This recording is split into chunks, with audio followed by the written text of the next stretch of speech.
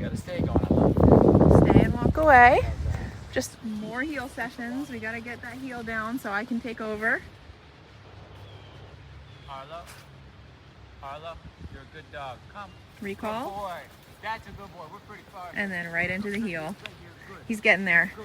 Yeah, that's good. That's good. Today Josh is picking up the leash. We've actually seen dogs worse walking on a leash than without a leash. I think it's an old association. You know, they're used to pulling on the leash, so it brings back those memories. And so they feel the leash around their neck and they say, oh, I should pull, because that's what I used to do. So we're checking for that. We're also cleaning up heel literally by 1 inch to 1/2 inch, making sure he's in that perfect spot. We like a nice tight heel next to and behind, not next to and ahead. Okay, so we're just cleaning up that, constant communication with him. Good boy.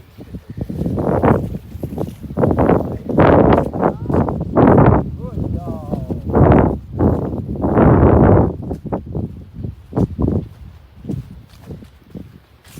Very nice, very nice. That's very, very good.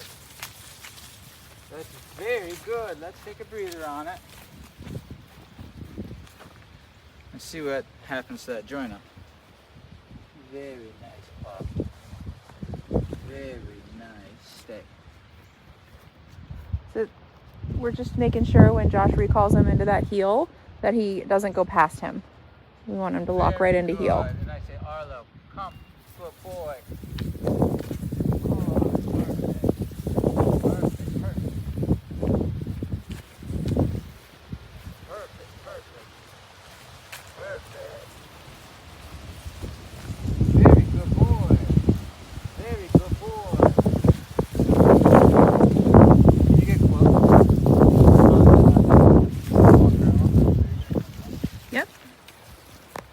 Probably can't see what I'm doing unless you're close. See my leg? Every time he wraps around it, think about him wrapping around my leg to look to the right here. That's where he'll get corrected, okay? And that's something very common a dog would do when I start to do this process. I'm moving it. That's perfect position, right? Good. That's perfect position. But if he starts to wrap around, see that? There's a correction. That's what I'm correcting right now. See? Right there. Good. So I'm telling him, don't go out there, right, by that little inch. Good. And look, they all can learn because they're using their eyes, their vision. How close are they to my leg? Can they see my leg, or do they go past the leg? See? Good. So they have a visual landmark. So technically it's off leash, but we're going to use the leash here to describe what I'm saying to him. Good. You see him follow that leg? Look at that. Look at that. Look. See that? Good. Good dog. And then that's a gutter. So you see what he did right there? Where Goes behind, he went yeah. behind me? Going to the other behind. side? It's because he's drawn. He knows that's where we came from. That's the car that we drove here in. He's like, oh, is class over? The heel position takes such a dedication to following, because obviously if they're not paying attention, they're out of position. But also, if he's in perfect heel position, it takes away his vision of the world around him a little bit. And a dominant dog, or a dog who really wants to be pushy and lead, they don't want you to block the vision, so they either want to what? Go ahead so they can see you're out of the way, or go behind you and go to the other side. So it's really a control thing of who gets the freedom, the luxury to lead. And we disagree over it. He says me, and I say no, me. Right? And I just have to be more confident to get that position than him. Just like a natural pack, right?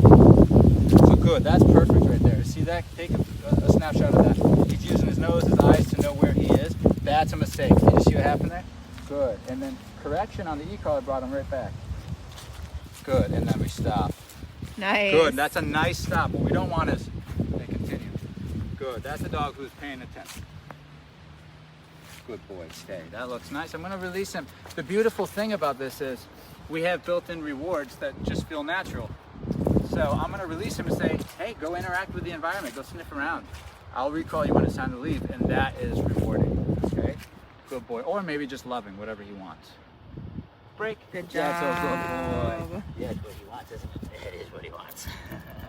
He likes the petting.